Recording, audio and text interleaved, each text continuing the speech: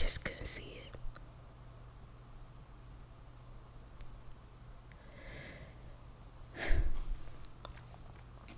And then recently, not out of love, not out of forgiveness, but trying to hurt me in the worst way that they could, admitted to me when my child was missing, they had her. This is so crazy because you wouldn't think that people would be in your life, that would follow you through your life to get revenge on you. They were going to make me pay for leaving.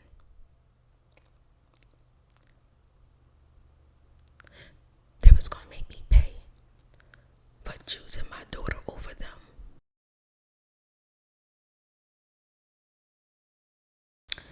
Hello, hello, hello. Hello, hello, hello. Welcome back to ASMRTheChew, and I'm your girl Spirit. And today,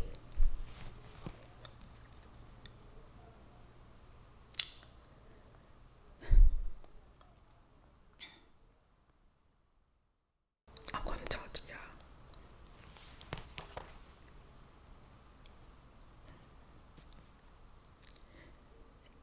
And to be honest with you, I wasn't expecting to talk to y'all today. I was going to talk to y'all soon. This is number 2 of the Dingling Bell, the playlist, the Dingling Bell.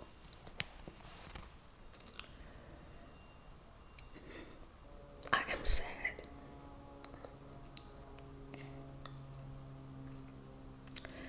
I'm very sad.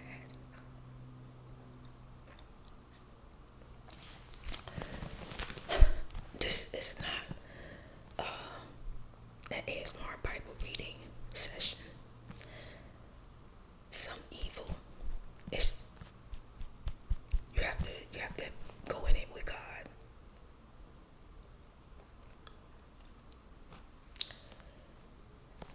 So before I get started, when God came to me,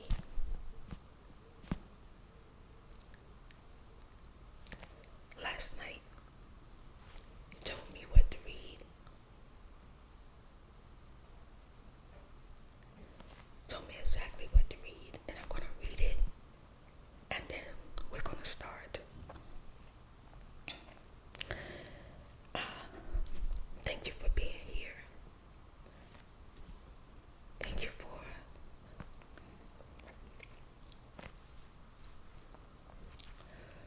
all your support, my OGs, my SOLs, my newbies, my special spotlights. You know who you are.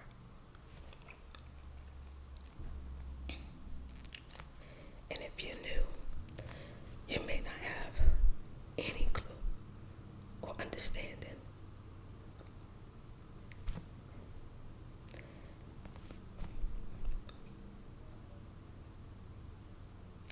This story time, vindication today. Today is vindication. You'll understand it as you listen. For those that have been following me for a long time. And if you haven't been following me, I pray that you get something out of it. Something good. Something that will help you.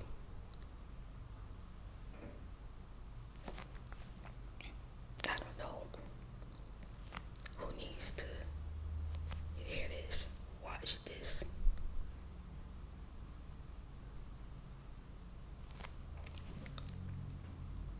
I pray you get something out of it.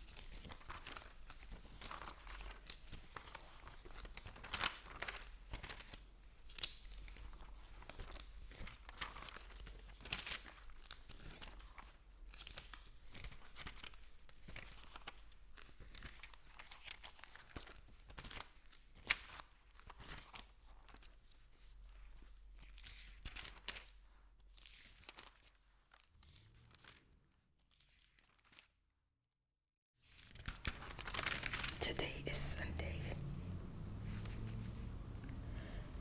Sunday 23rd.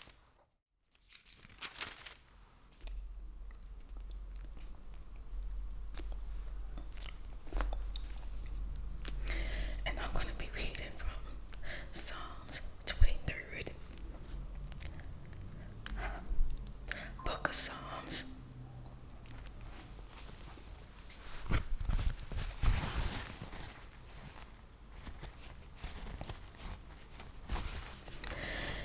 Book of Psalms.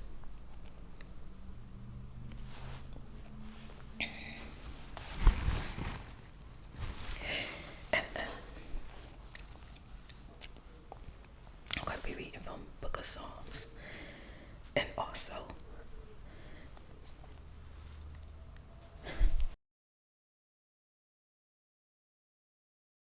I'm going to be reading from Psalms 23. Book of Psalms, chapter 23, verse 1 through verse 6.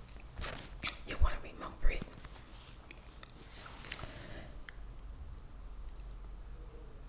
The Lord is my shepherd. I shall not want. He maketh me lie down in green pasture. He leadeth me beside the still waters. He restore my soul. He leadeth me in the path of righteousness for his name's sake. Yes, though I walk through the valley of the shadow of death, I will fear no evil, for thou art with me. Thy rod and thy staff, they comfort me. Thou preparest a table before me in the presence of my enemies. Thou anointest my head with oil. My cup runneth over. Surely goodness and mercy shall follow me all the days of my life, and I will dwell in the house of the Lord forever. Psalms 25, verse 10.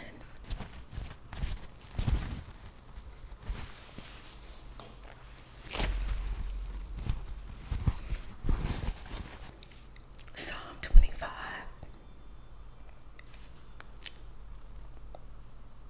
Book of Psalms, chapter 25, verse 10.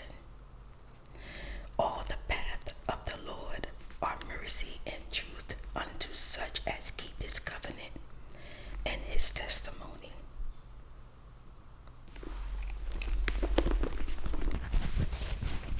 I'm going to keep my Bible open as I talk to y'all, because I know that God is with me. God was with me the whole time, the whole entire time. And God has prepared me for today. I would say months ago, maybe years ago, I wouldn't have been able to handle any of this.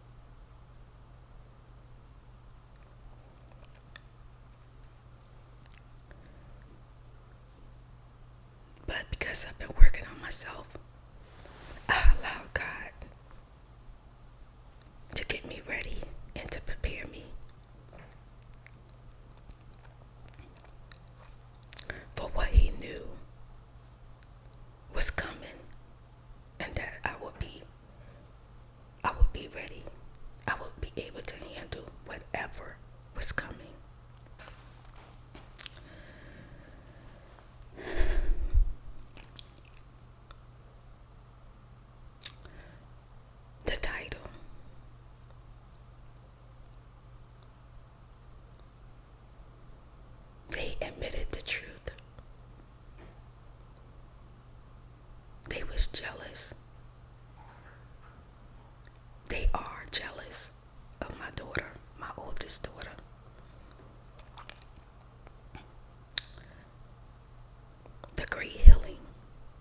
That's the title. Okay, so one of my greatest heartbreaks in life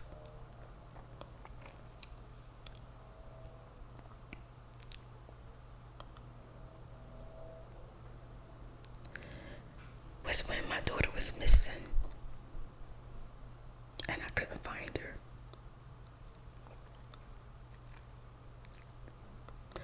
I had people that were supposed to love me help me look for her. We look everywhere. They told me they was going to keep looking.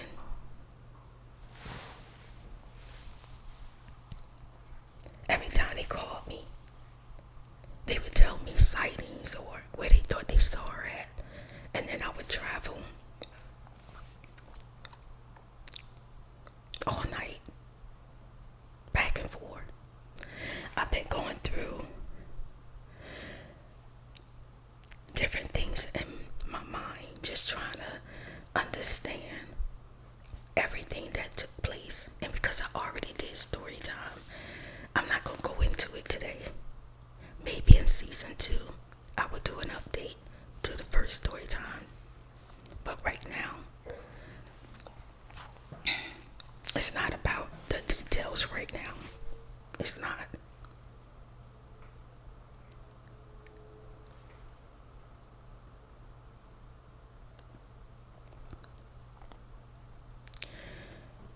I've been trying to heal and come at peace with things for many, many years.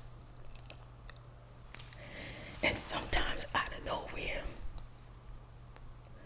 I would just be really, really sad because I love my children.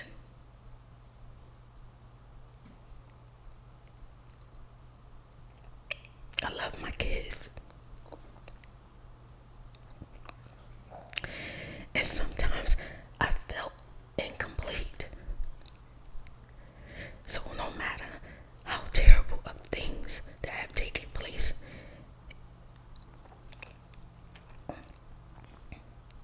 as I went on, I just try to let it go. Even when my daughter did terrible, terrible things, I wouldn't bring it up. I wouldn't say anything. I was just so happy to have her around when she was in and out our lives. She was coming home in and out our lives. And for years, I ran behind her, just trying to understand. When she come around, she's the happiest. But then when she leave, trying to cause destruction and sadness and turmoil, I was so confused. I was just trying to understand.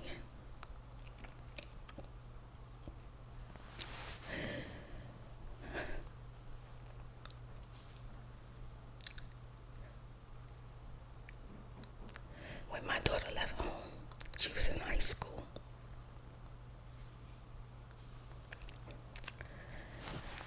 She loved cutting up clothes and designing clothes. I don't know. I thought she was going to be a fashion designer. I was excited for her life. I was excited for her.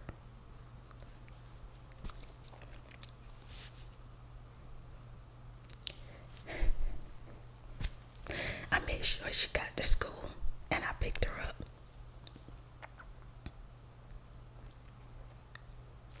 And then one day I went to go pick her up and she wasn't there. In the beginning, it didn't scare me because I just figured she probably would done stayed behind. She with her friends or something. But then I started seeing her friends.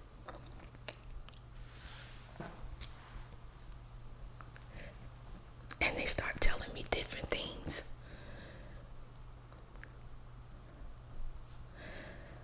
I went to the office.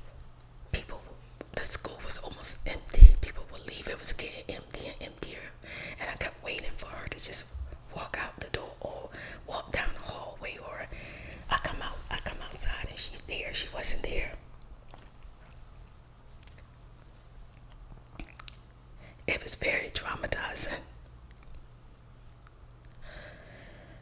I was frightened immediately. And then days went by. And weeks went by. Dealing with the police.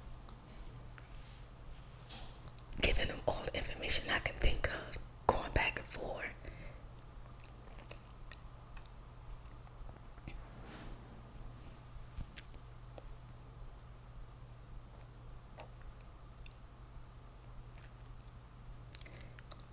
And wherever I can think where she may be, I was looking. I was looking all over Virginia. I was looking in New York, and I was looking in New Jersey for her.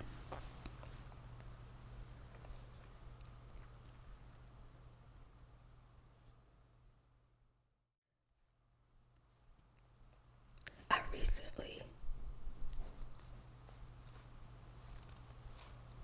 connected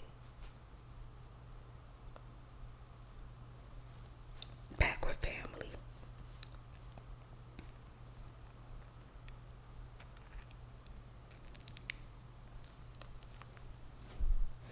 So much has happened, and I've been working on just forgiving and just letting things go.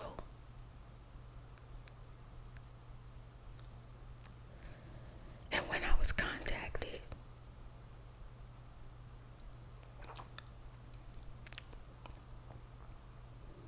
I had no idea that I would be sitting here today.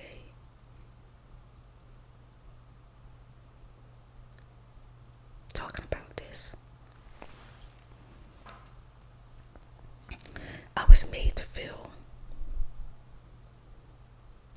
like everybody was just so happy and so joyfully, and basically everybody was going to basically grow old and just be there for each other and love each other.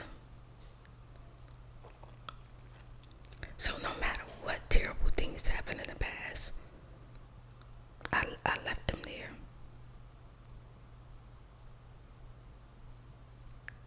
I filled my heart with the idea of family.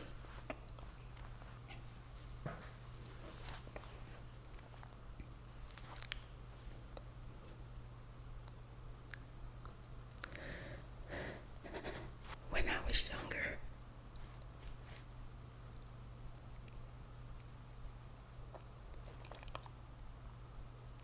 I went through some things in my life. And I was dealing with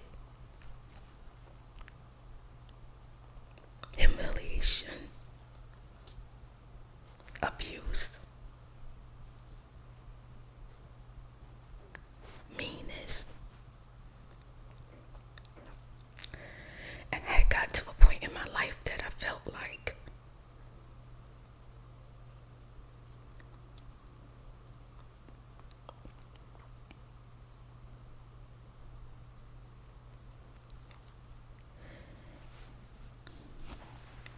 it's time for me to save my life. It's time for me to save my life. Because I don't know. I didn't know what was going to happen next.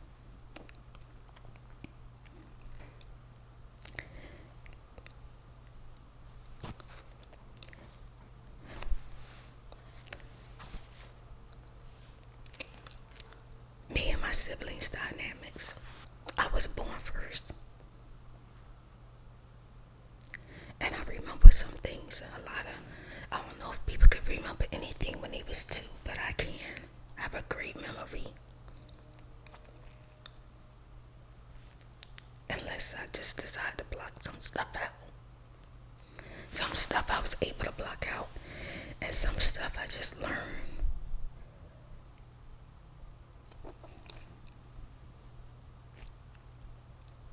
I learned to use them as strength. That if I could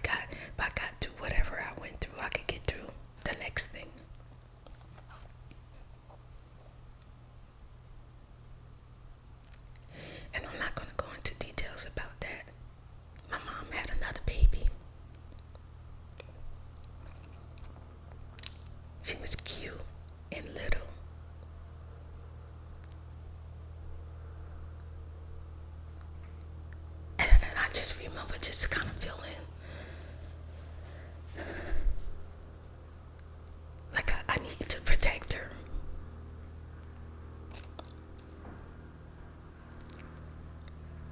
I remember learning how to feed, how to stir up the cereal bowl, how to change Pampers. I was little myself. I remember hiding my sister, trying to protect her. I remember being a little baby and being scared.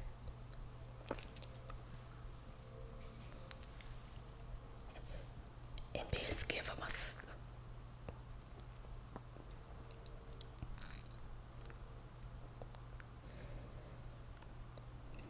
Then I had another baby come home. And now I was better. I was better at what my mother taught me than with the first one.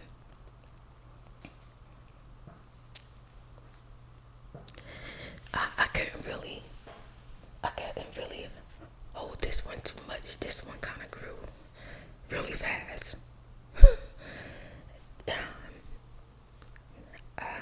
To be honest, I think she was bigger than all of us.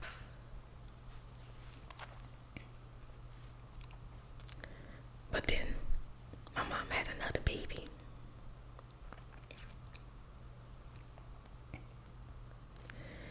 Before you know it,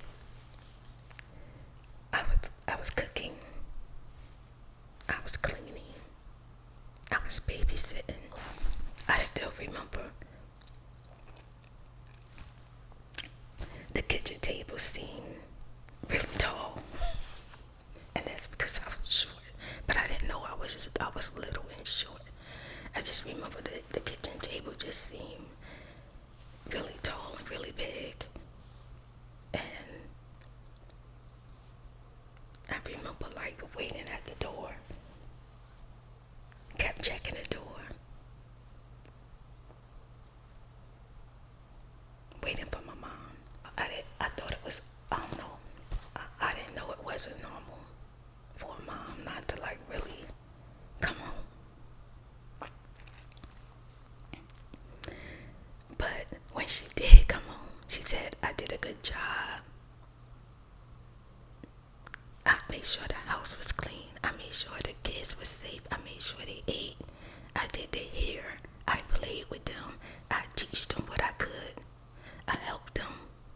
And then as we got older, and I'm not talking about like I'm this teenager.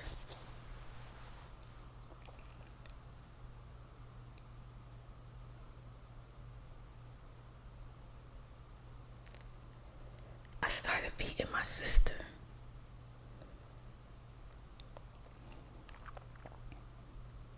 I was 2.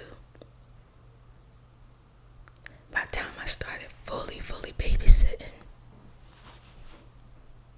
I was 5, going on 6.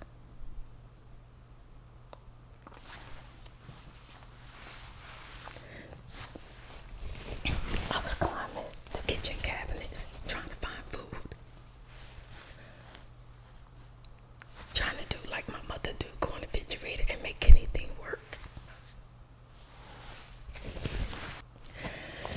I remember when I was younger with my own kids, and it was a time in my life I went without food because we had became homeless, me and my children.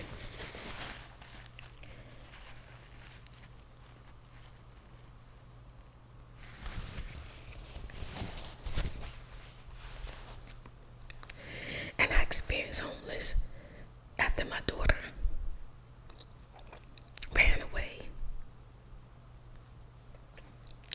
My oldest daughter ran away, stole my business money, and my family helped her spend it.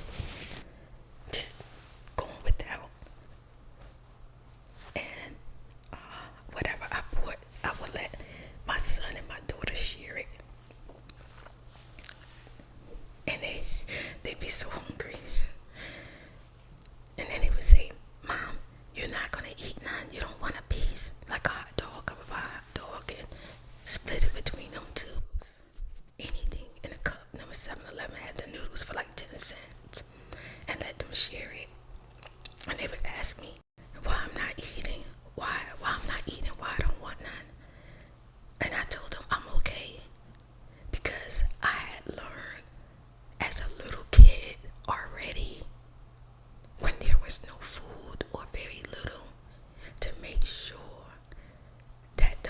once eat. I had already started training myself to take in less food. And I do think that it went too far because I was a little girl. I was constantly in the hospital for malnutrition. And I feel like it wasn't because my mother didn't feed me. It was because I was learning to go without. And when you start to go without food and like that for a while, you start to kind of get used to it, and the pain don't seem to bother you. And I kind of experience that now. Some days it seems like I can eat less when my stomach is growling in pain. Like I feel like I could just literally go without eating and my stomach really go in. And I'm just like, I'm gonna feed you, but I want to do it on my time. That came from being a little girl, not having no food when my mom was gone, and whatever I could scrape up was for my siblings.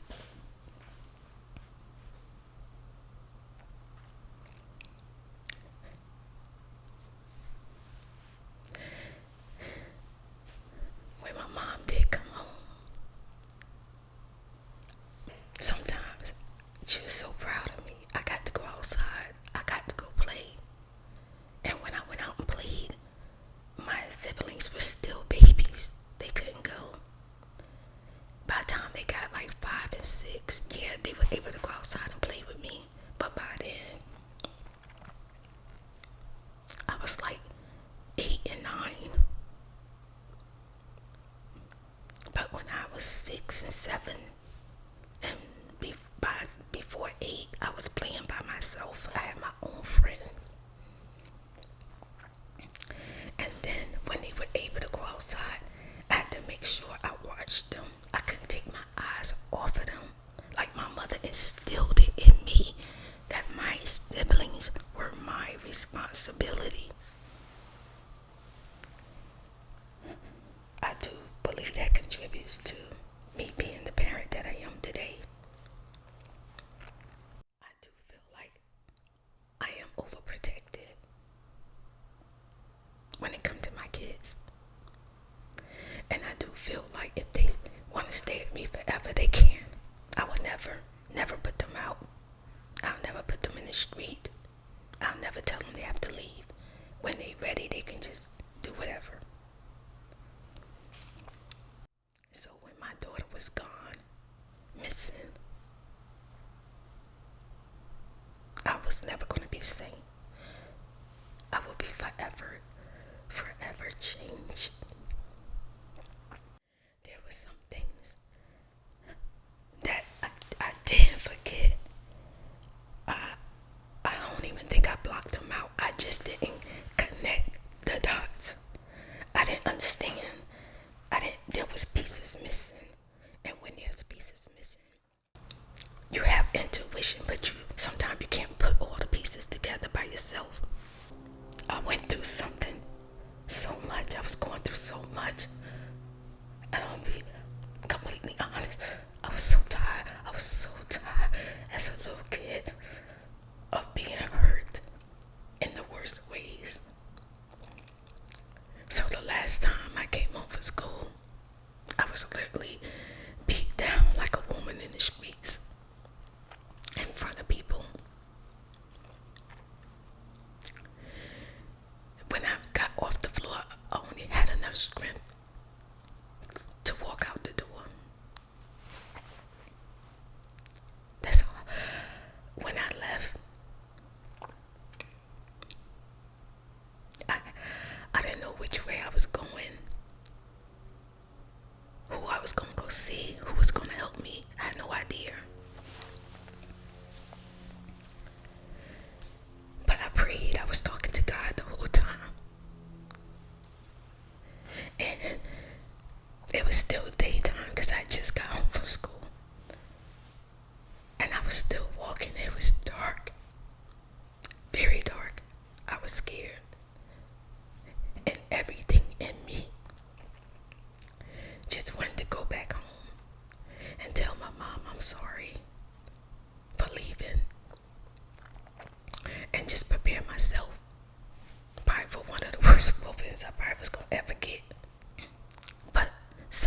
telling me, don't do it.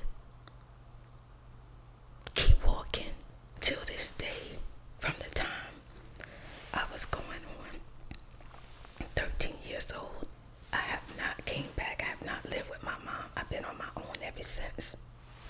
For a long time, until I got caught and I had to stay in like a, I don't want to say truancy home, but it was a home for kids. They got in trouble. I got caught. And then from there, I guess they got tired of me running away from the foster homes and running from them. I got emancipated. I became a legal adult, and I never looked back for it's like in my mom's sense, like I didn't feel like I was her responsibility anymore, and I didn't owe her anything else. That's how I felt. When I left home, this was not malice towards my siblings. This was not because I didn't love them. I didn't care for them.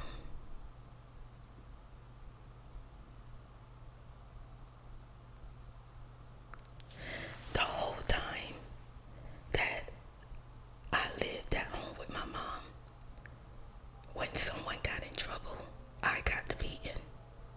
When something went wrong, I got the punishment. When they did wrong, I got in trouble for it. I would watch my mom hug, kiss them, play with them. And she didn't do that to me. I would watch her do that to them. And then I would mimic her and hug and kiss and play with them like I was their mother. I got a little bit older. I got pregnant with my first child. Now, before I was even pregnant, no matter where I was, no matter what I did, if my siblings needed me, I was there. They needed money, they needed clothes, they needed food, they needed shelter. I was there. And I never once asked for repayment. Never, not once. I didn't feel obligated to them. I just naturally did it because I loved them so much. I saw my siblings like my babies.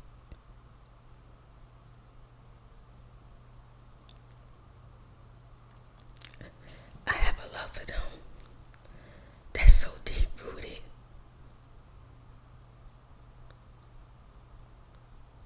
That there were some things happening and my blinders were on. I couldn't see it because I was thinking, not the siblings that I helped raise and I was there for them and loved them.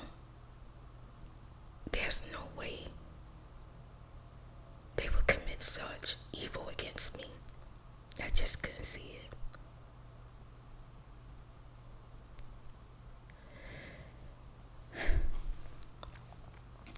And then recently, not out of love, not out of forgiveness, but trying to hurt me in the worst way that they could, admitted to me when my child was missing, they had her.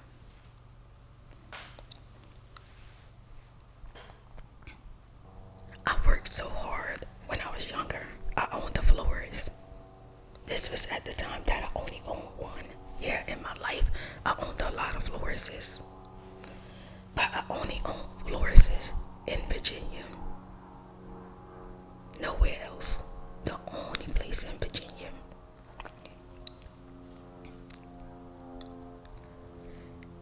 But when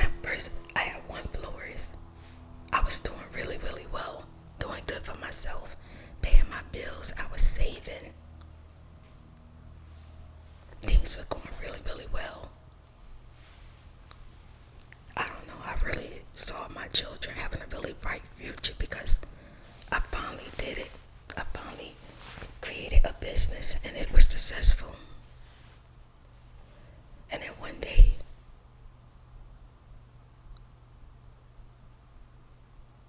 I got a call. And one of my siblings said to me that they wanted to come help me get through the holiday.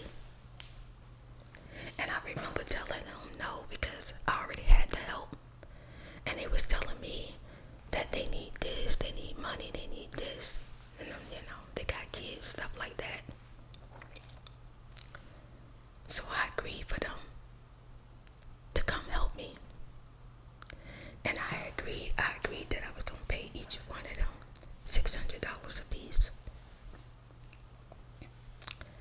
When they came, I was so busy. I was working so hard. They kept telling me they was going to help me, but they didn't get started. They didn't help me. They ended up leaving. They got their nails done. I paid for it. They got their hair done. I paid for it. And then I gave them $600 a piece. And I didn't even know at the time when they left, they was also visiting my cousin. The one that had put me out in the streets without anything, threw my clothes out the car, left me and my kids out in Virginia with nowhere to go at a gas station. They were visiting her, and that was a long time ago. That's when at the time I didn't even have 3 kids, only had 2. And my younger, at the time my youngest baby was like itty bitty baby, like a baby. I let them be around my daughter because I didn't see them, my siblings, as a threat at all. But I should have, because they have done some terrible things. But siblings do terrible things to each other, and they forgive each other, and they back siblings. So they made me feel like they was proud of me. But they premeditated. They wasn't coming to help me with my business. They was coming to get close to my daughter, tell my daughter what to do, how to do it, and where to come to. When I first got the admission, letting me know that they had my daughter, and all the information that I got now, I got a lot of information. My daughter thought that she was running away to people, that she was going to have fun. Maybe, I don't know, maybe even like not have to go to school. She wouldn't have to deal with me making her go to school every day. Studying with her, making sure she passed her tests. This is so crazy. Because you wouldn't think that people would be in your life, that would follow you through your life. To get revenge on you. To hurt you. To cause you so much pain. Because they want to ruin your life. I couldn't understand how come so many different weird, bad stuff was happening in my life. And I would talk to different people in my family just trying to understand what's going on. I remember when my son passed away, I had a baby. And I gave birth to him. I held him for 4 hours. I was in the hospital for 17 days. Then I came out and gave him a funeral. My mom came and got me, took me to her house for dinner. And one of my siblings jumped in my face and said, "That's why your baby's dead." And I blacked out. I couldn't understand for the life of me, why would she say something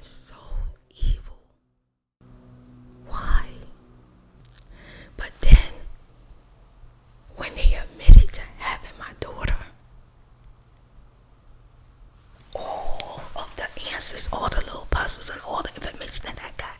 Click, click, click, click, click, click, click. Everything started fitting.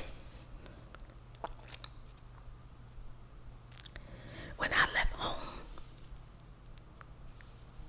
I was leaving my mother.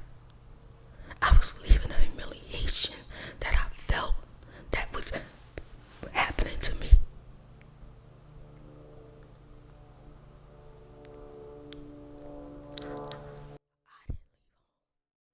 Because I didn't love my siblings. I didn't leave home because of that. They didn't have anything to do with the reason why I left. That's why I stuck around.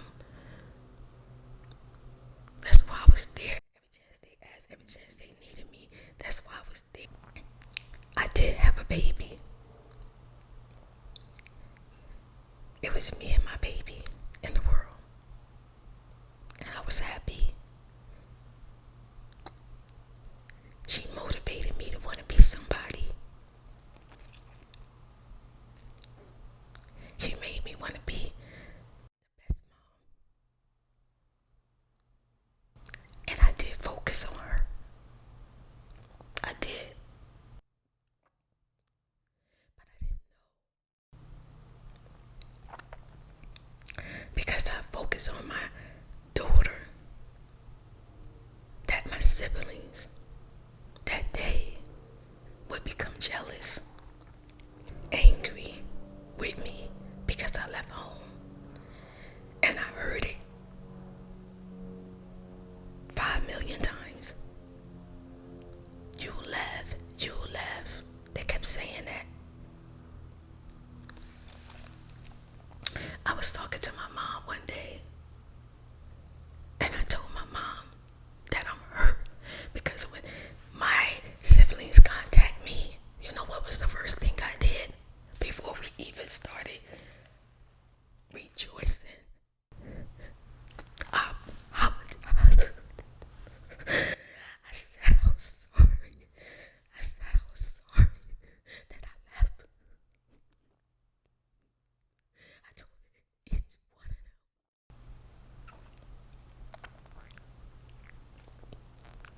them that if I knew leaving was going to affect them, I wouldn't have done it. But I had the brain of a child at that time.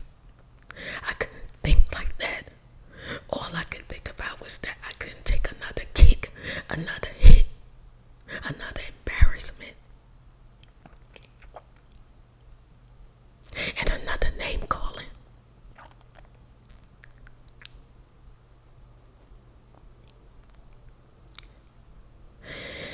Me leaving had nothing to do with them. I said I was sorry. I apologized to each and every last one of them. And I told them, I said, please forgive me. Because I was thinking from a child point of view back then. But if I was an adult and I understood what was going to happen in the future, I wouldn't have left. I would have found another way.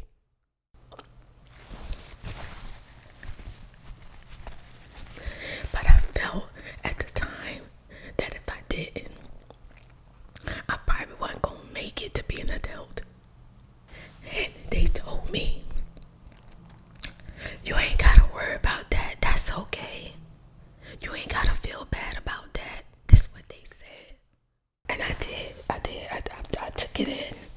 I felt like they was being honest with me. And they weren't mad with me. They was okay. And they're not gonna keep saying to me my whole entire life that I left, and my whole adulthood, my whole older age, my old age, that you left. I thought that was gonna be done.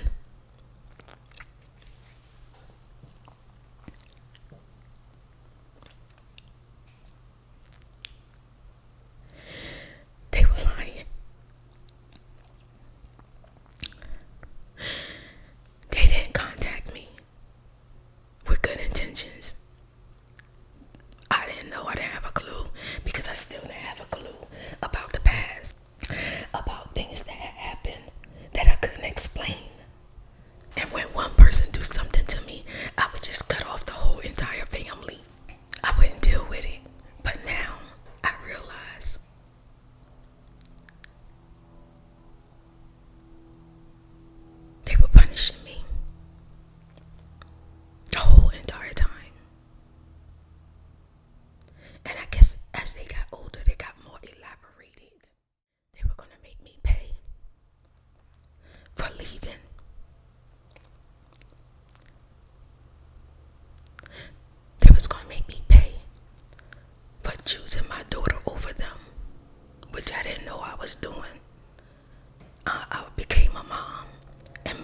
was responsible for a little baby. And I did. I focused on that little baby. I did. I loved her as she grew into a little girl. And as she grew into a beautiful teenager.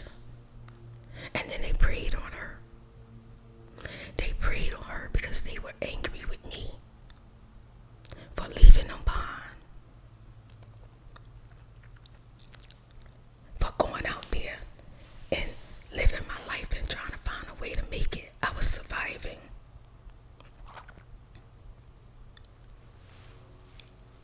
They preyed on my child. And then when they got her, they finally got her in their hands. And I couldn't find her. Didn't know where she was at.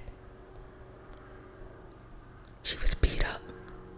She was abused. She was beat up.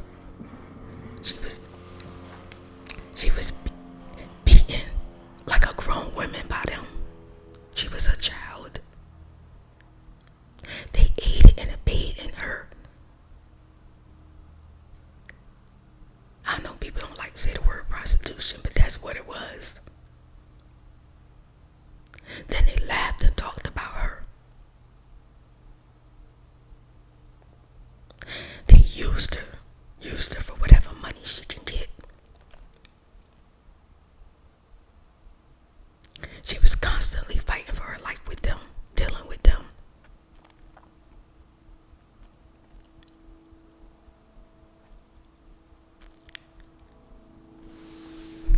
They premeditated. And the way I look at it, I still to this day, no bus, no plane, nothing. Don't know who picked up my child till this day. But I found out around the time that my child was missing, I didn't even know that they were in Virginia. They were in Virginia.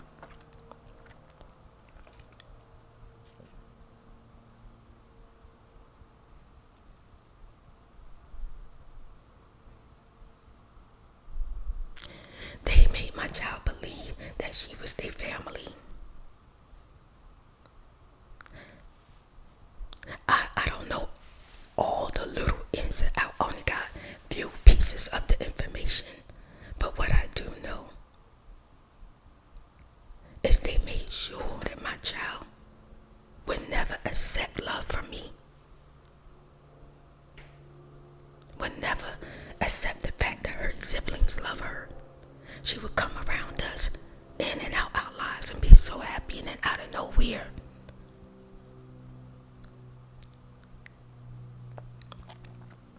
they would call me and tell me, oh, your daughter said this, your daughter said this, your daughter did this, your daughter this, your daughter that, trying to make me feel like my daughter don't love me. But then I'll say, well, you sure? Because my daughter was just with me. Are you sure? Because my daughter was just living with me. But they didn't know that. My daughter kept it a secret. I don't know why. Well, I do know why now. But every time she came home and she visited the family, she would stay sometimes weeks, sometimes. And we would have the best time. She would even sleep in my bed with me like a baby. And then when she leave and she among my siblings, now all of a sudden they calling me, telling me all this bad stuff about my daughter, that she have a problem with me. And I would keep asking my daughter, I kept asking her, I'm just trying to understand why when you're around us, you love us so much, but then when you leave, you act like you have an issue with us or you hate us. What can I do? What can I do? I would ask her. And my daughter told me a whole lot of stuff. She had told me a whole lot of stuff. And I remember hugging my daughter, telling her, you didn't even have to have that type of life. You didn't even have to be a part of what they had going on. They were jealous of my daughter. They were jealous that I was pregnant with her. They were jealous that she was born. They was jealous of her, of the fact that I was her mother. They was jealous of her the whole time they had her. And every time they treated her mean, abused her,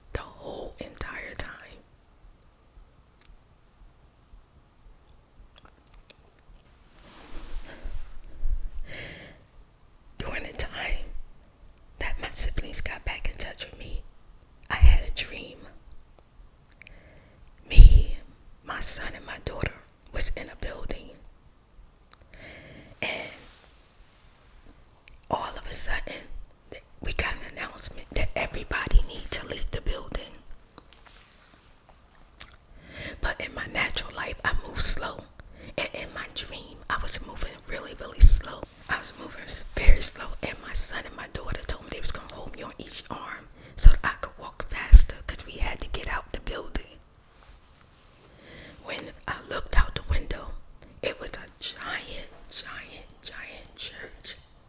It had a long stalk come out like the white, and then the church. And it had a tall, tall cross on the top of it, a tall white cross. There was a bulldozer, a big giant bulldozer. Instead of the bulldozer being in front of the building to knock the building down that way, it was in the side of the building trying to knock the building down. The church on top of the building where there was so many people in it. And they were aware in my dream. I knew that they were aware that they was about to hurt a lot of people. All the people panicked. They were running and rushing out.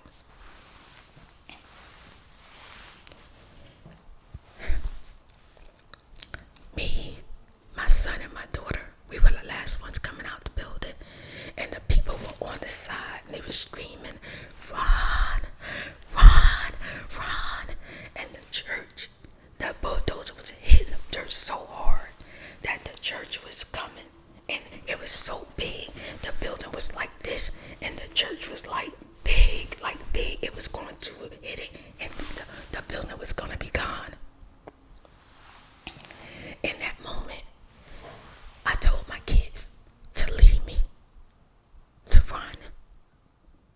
They said, "No, Mom, we're not leaving you behind."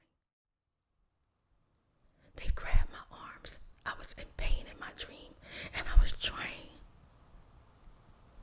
But I could see the distance that we had to go to get from away from the building, like a building going down the sidewalk when you come out the door. I could see the distance. I could see the church falling. We wasn't gonna make it. So in my dream, I get peace. And I said, "Lord, keep us. Lord, cover us." And the next thing you know, instead of the church falling on the building, the church went the other way and fell on the bulldozer. It was almost impossible for it to go that way. It fell on the bulldozer and went the other way. And all the people were screaming and crying and praising God and shouting for joy.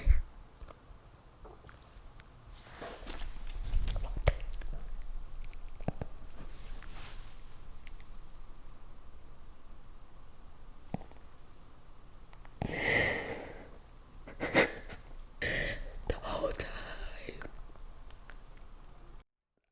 I didn't understand the dream at first. And God said, no matter how big they think they are, no matter how tall they think they are, no matter how bold they think they are, I will always protect you.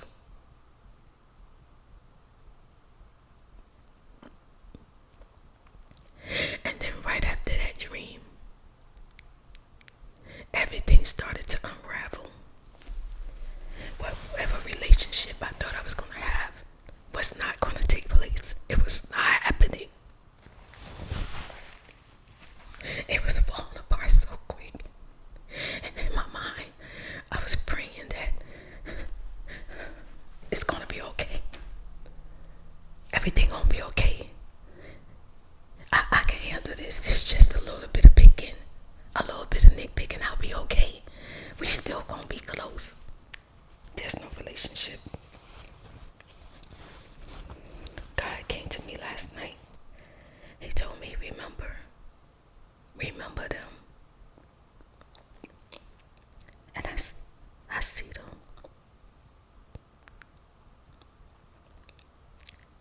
He told me when I hear their voice and when I look at them, I see the babies that I was responsible for.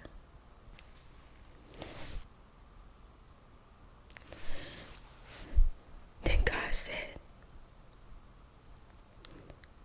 I want want you to see them for who they really are. He said, daughter, I want you to grieve. Grieve them. He told me to grieve.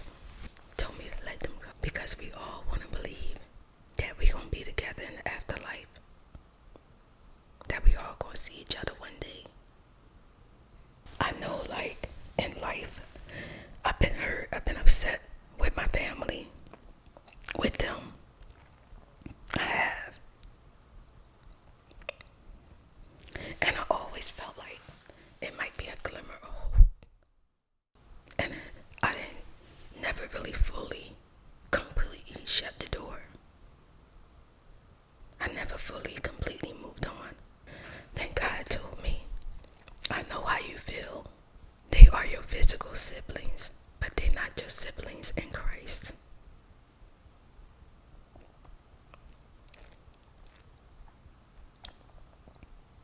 They are not your family. God said He gave mercy over and over and over again. And He told them to stop. He told them to leave me alone. He said, daughter, grieve. Grieve your earthly siblings. God said He's tired. God said, you're my child, and I love you. And I'm going to fight for you. He said they need to ask for forgiveness. They need to ask for mercy.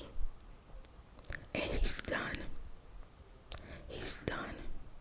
He told you to stop. Thank you so much for watching.